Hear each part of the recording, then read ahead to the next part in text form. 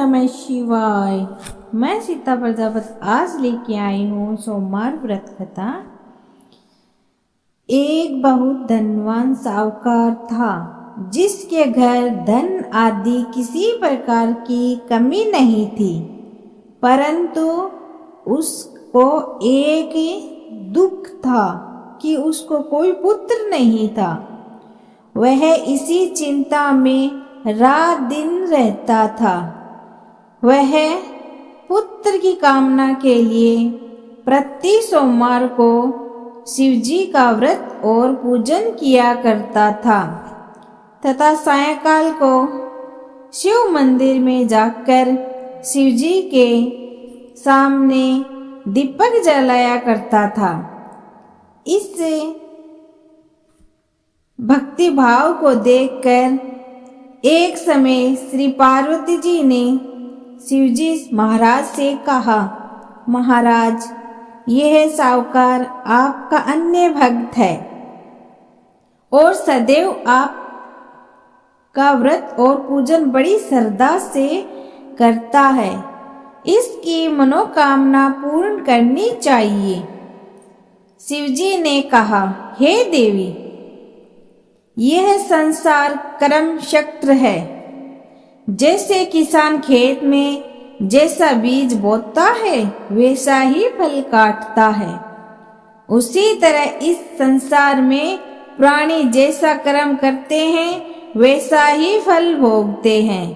पार्वती जी ने अत्यंत आग्रह से कहा, हे महाराज, जब यह आपका अन्य भक्त है और इसको अगर किसी प्रकार का दुख है तो उसको अवश्य ही दूर करना चाहिए, क्योंकि आप सदैव अपने भक्तों पर दयालु होते हैं और उनके दुखों को दूर करते हैं। यदि आप ऐसा नहीं करेंगे तो मनुष्य आपकी सेवा तथा व्रत क्यों करेंगे। पार्वती जी का ऐसा आग्रह देख शिवजी महाराज कहने लगे, हे पार्वती, इसके कोई संतान नहीं है। इसी चिंता में यह अति दुखी रहता है। इसके भाग्य में पुत्र न होने पर भी मैं इसको पुत्र की प्राप्ति का वर देता हूँ, परंतु यह पुत्र केवल 12 वर्ष तक जीवित रहेगा। इसके पश्चात वह मृत्यु को प्राप्त हो जाएगा। इससे अधिक मैं और कुछ नहीं कर सकता। यह सब बातें साहूकार सुन रहा था। इससे उसको न कुछ प्रसन्नता हुई और न ही कुछ दुख हुआ। वह पहले जैसे ही शिवजी महाराज का व्रत और पूजन किया करता था। कुछ काल व्यतीत हो जाने पर साहूकार की स्त्री गर्भवती हुई और 10वें महीने में उसके गर्भ से अति सुंदर पुत्र की प्राप्ति हुई। साहूकार के घर में बहुत खुशी मनाई गई, परंतु साहूकार ने उसकी केवल 12 वर्ष की आयु जानने कोई अधिक प्रसन्नता प्रकट नहीं की और न ही किसी को भेद की बात बताई। जब वह बालक 11 वर्ष का हुआ तो उस बालक की माता ने उसके पिता से विवाह आदि के लिए कहा, तो वह साहूकार कहने लगा कि अभी मैं इसका विवाह नहीं करूंगा। अपने पुत्र को काशी जी पढ़ने के लिए भेजूंगा। फिर साहूकार ने अपने साले अर्थात बालक के मामा को बुला कर उसको बहुत सा धन देकर कहा, तुम इस बालक को काशी जी पढ़ने के लिए ले जाओ और रास्ते में जिस स्थान पर भी जाओ यज्ञ करते और ब्राह्मणों को भोजन कराते जाओ। वह दोनों मामा भांजा यज्ञ करते और ब्राह्मणों को भोजन कराते जा रहे थे। रास्ते में उनको एक शहर में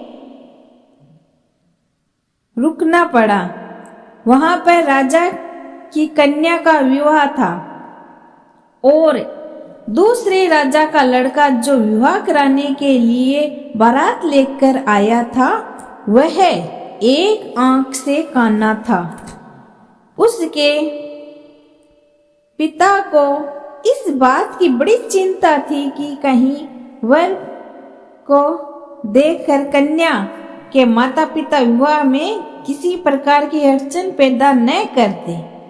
इस कारण जब उसने अति सुंदर सेठ के लड़के को देखा तो उसने मन में विचार किया कि क्यों ना दरवाजे के सामने इस लड़के से वर का काम चलाया जाए। ऐसा विचार कर वर के पिता ने उस लड़के और मामा से बात की तो वे राजी हो गए। फिर उस लड़के को वर के कपड़े पहनाए तथा घोड़ी पर चढ़ा दरवाजे पर ले गए और सब कार्य प्रसन्नता से पूर्ण हो गए। फिर वर के पिता ने सोचा कि यदि विवाह कार्य भी इसी लड़के से करा लिया जाए तो क्या बुराई है। ऐसा विचार कर लड़के और उसके मामा से कहा, यदि आप फेरों का और कन्यादान के काम को भी कर दो तो आपकी बड़ी कृपा होगी। मैं इसके बदले में आपको बहुत ही कुछ धन दूंगा। तो उन्होंने स्वीकार कर लिया। विवाह कार्य भी बहुत अच्छी तरह से संपन्न हो गया। परंतु जिस समय लड़का जाने लगा तो उसने राजकुमारी की चुनरी के पल्लू पर लिखा कि तेरा विवाह तो मेरे साथ हुआ है, परंतु जिस राजकुमार के साथ तुमको भेजा जाएगा वह एक आंख से काना है। मैं काशी जी पढ़ने जा रहा हूँ। लड़के के जाने के पश्चात राजकुमारी ने जब अपनी चुनरी पर ऐसा लिखा हुआ पाया तो उसने राजकुमार के साथ जाने से मना कर दिया और कहा कि ये मेरा पति नहीं है, मेरा विवाह इसके साथ नहीं हुआ है। वह तो काशी जी पढ़ने गए हैं। राजकुमारी के माता पिता ने अपनी कन्या को विदा नहीं किया और बारात वापस चली गई। उधर सेठ का लड़का और उसका मामा काशी जी पहुंच गए। वहां जाकर उन्होंने यज्ञ करना और लड़के ने पढ़ना शुरू कर दिया।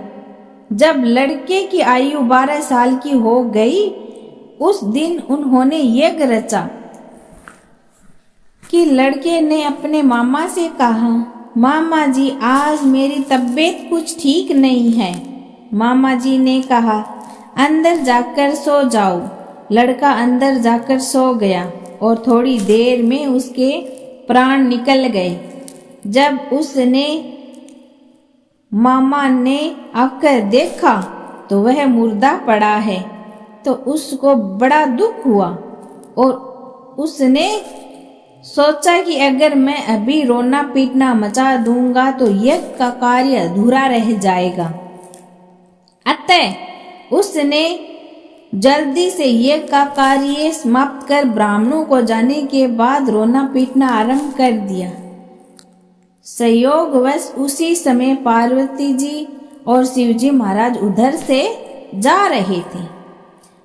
जब उन्होंने जोर जोर से रोने की आवाज सुनी तो पार्वती जी कहने लगी, महाराज कोई दुखिया रो रहा है, इसके कष्ट को दूर कीजिए। जब शिवजी पार्वती जी ने जाकर देखा तो वहां एक लड़का मुर्दा पड़ा है।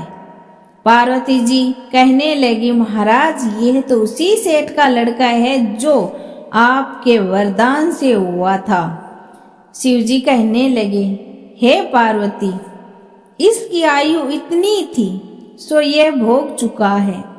तब पार्वती जी ने कहा, हे भगवान महादेव इस बालक को और आयु दो, नहीं तो इसके माता पिता तड़प तड़प कर मर जाएंगे। पार्वती जी के बार बार आग्रह करने पर शिव जी ने उसको जीवन वरदान दिया और शिवजी महाराज की कृपा से लड़का जीवित हो गया। शिवजी पार्वती जी कैलाश चले गए। वह लड़का और मामा उसी प्रकार यज्ञ करते तथा ब्राह्मणों को भोजन कराते अपने घर की ओर चल पड़े। रास्ते में उसी शहर में आए जहां उसका विवाह हुआ था। वहां पर आकर उन्होंने यज्ञ आरंभ कर दिया था। उस लड़के के ससुर ने उसको पहचान लिया और अपने महल में ले जाकर उसकी बड़ी खातिरदारी की। साथ ही बहुत दास दासियों सहित आदर पूर्वक लड़की और जमाई को विदा किया। जब वे अपने शहर के निकट आए तो मामा ने कहा, मैं पहले जाकर खबर कर आता हूँ। जब उस लड़के का मामा घर पहुंचा तो लड़के के माता पिता घर की छत पर बैठे थे और यह प्रण कर रखा था कि यदि हमारा पुत्र सकुशल लौट आया तो हम राजी खुशी नीचे आ जाएंगे, नहीं तो छत से गिरकर अपने प्राण दे देंगे। इतने में उसके लड़के के मामा ने आकर यह समाचार दिया कि आपका पुत्र आ गया है। तो उनको विश्वास नहीं आया।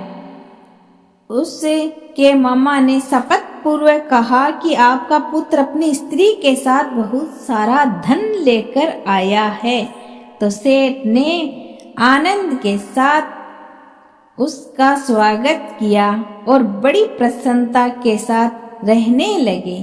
इसी प्रकार से जो कोई भी सोमवार के व्रत को धारण करता है अथवा इस कथा को पढ़ता है और सुनता है, उसकी समस्त मनोकामना पूर्ण होती है। बोलो ओम नमः शिवाय। अब पढ़ेंगे हम आरती। जय शिव ओंकारा बजे जय शिव ओंकारा, ब्रह्मा विष्णु सदा शिव अर्धांगिनी धारा। ओम जय शिव ओंकारा। एकानंद चतुरानंद पंचानंद राजे, हंसानन गरुड़ासन वृक्षवाहन साजे। जय शिव ओंकारा। दो भुज चार चतुर भुज दस भुज अति सोहे, तीनों रूप निरखता त्रिभुवन जन मोहे। जय शिव ओंकारा। अक्षमाला वनमाला मुंडमाला धारी, त्रिपुरारी कंसारी वरमाला धारो। जय शिव ओंकारा। श्वेतांबर पीतांबर बागांबर अंगे, सनकादिक बर्मादिक भूतादिक संगे। जय शिव ओंकारा। करके श्रेष्ठ कमंडलु चक्र त्रिशूल धरता, जग करता जग हरता जग पालन करता। ओम जय शिव ओंकारा।